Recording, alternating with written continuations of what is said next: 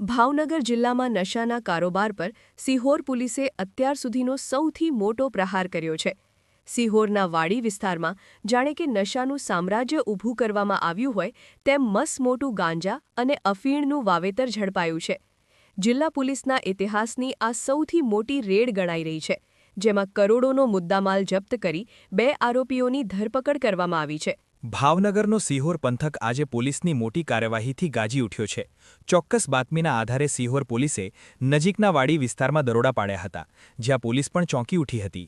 ખેતરની વચ્ચે છુપાવીને કરવામાં આવેલું લીલા ગાંજા અને અફીણનું મસમોટું વાવેતર મળી આવ્યું છે। પોલીસે અહીંથી અંદાજે 1100 કિલો જેટલો નશીલા માદક દ્રવ્યનો જથ્થો જપ્ત કર્યો છે, જેની બજાર કિંમત અંદાજે 10 કરોડ રૂપિયાથી વધુ આંકવામાં આવી રહી છે।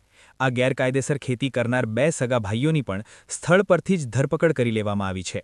સિહોર પોલીસની આ કામગીરીને જિલ્લાની અત્યાર સુધીની સૌથી મોટી સફળતા માનવામાં આવે છે। હાલ તો પોલીસે કરોડોનો મુદ્દામાલ કબજે કરી આ નશાના નેટવર્કના મૂળ સુધી પહોંચવા તપાસ તેજ કરી છે।